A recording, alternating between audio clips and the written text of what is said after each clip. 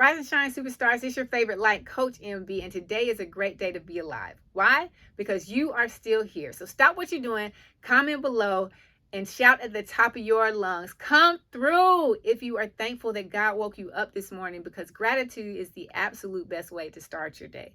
And if for some reason you're not sure that you're thankful to still be alive, then I challenge you today to take some time out and self-reflect on why you should be thankful, because there is at least one reason why you should be thankful that you're still here.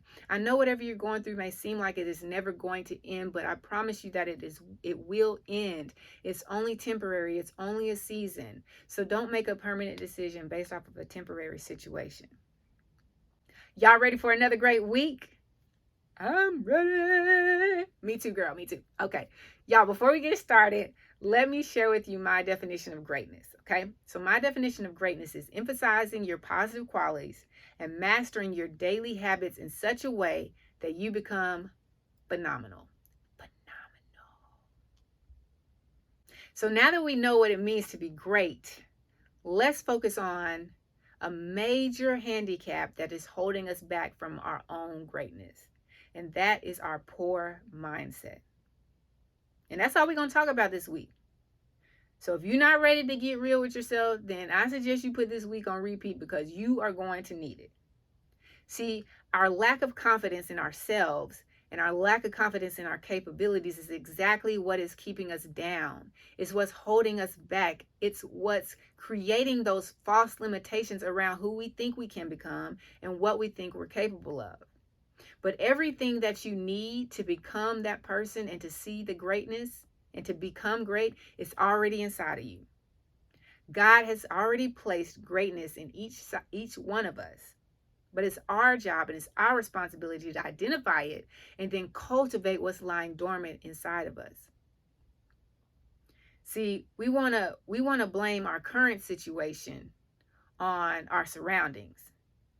But a seed doesn't question or doubt whether or not it's going to grow into what it was created to grow in. And it doesn't blame its environment. What it does is wherever it's placed, it utilizes everything in that environment and pulls from that environment so that it can activate the growth process.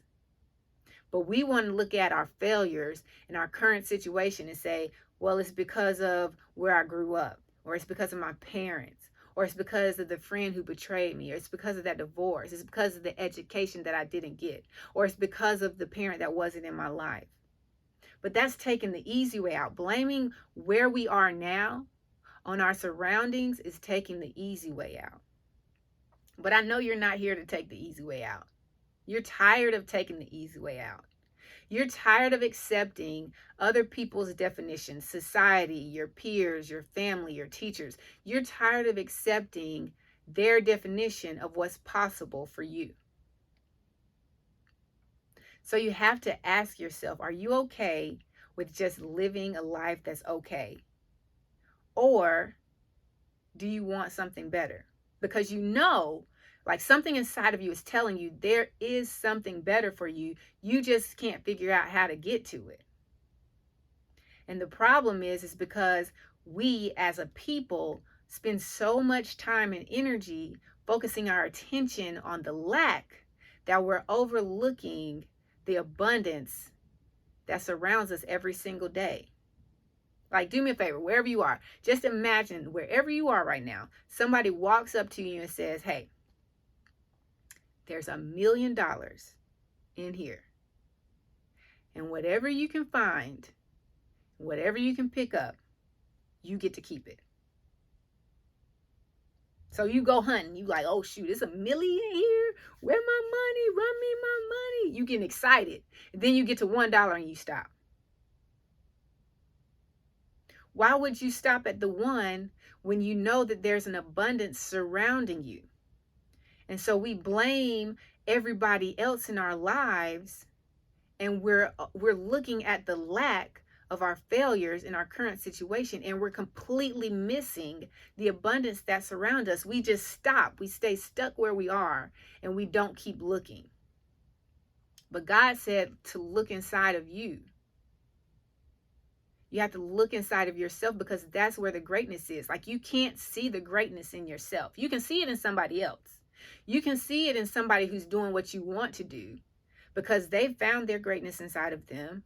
They've emphasized their positive qualities, and they've mastered their daily habits, and now they're presenting to the world their version of what greatness is. And so you see it, and the reason you can't do what you want to do and find your own is because you're addicted to comparison. It's like you sitting back and you're like, man, Jennifer Hudson, she sure can blow. Or Jennifer Holiday, she sure can blow. Or Jennifer Lopez, she sure can blow. All these Jennifers are good. But the Jennifer that's in you, it doesn't seem to be good enough for you because you're comparing what you have to what they're presenting. But all of us are created differently. We have a different makeup. Our DNA is different. The properties of the seed that God planted in you is completely different from the Hudsons and the Holidays and the Lopezes. But because you're so focused on what they did, you've completely lost sight of the abundance that you already possess, that you already have. And you're saying, I'll never be as great as them. And you're right, because your greatness, it can't compare to their greatness. Your greatness, it aligns differently, but you're still great. But we have to release that poor mindset, Poor. Now, last week we talked about passing over opportunities repeatedly as it came to us quitting on our goals and quitting on ourselves. But this week, like I said, all we're going to focus on is this poor mindset. This week, we're going to have a different acronym every single day to help us identify where we lack, where we're focusing on the lack, and how to exude the greatness so that we can live and attract the excellence that we want. So do you want to remain average? This is what you need to ask yourself. Do you want to remain average, or do you want to be remarkable, exceptional? Dare I say, phenomenal? Like, seriously, all of these words have so much weight. Like, you hear them and all of a sudden your energy stands up and your cells are like, wait a minute, those are some good words. I want to be, remark me, phenom me, accept me. You're saying all of that inside. So you have to ask yourself, is that what you want? Are you good for settling for the $1? Are you good for stopping at the lack and overlooking the abundance? But see, I know you're not. I know you're ready to take this journey. I know you're ready to discover what it is that's holding you back, that's holding you hostage, that's handicapping you in your mind and keeping you from identifying your greatness, from emphasizing your positive qualities and mastering your daily habits so that you can cultivate your own greatness and then present it to the world in the way that only you can. But y'all know what it is. If you don't remember anything I just said, always remember this. It's a great day to be alive. It's a great day to be great. And it's a great day to find the greatness in you.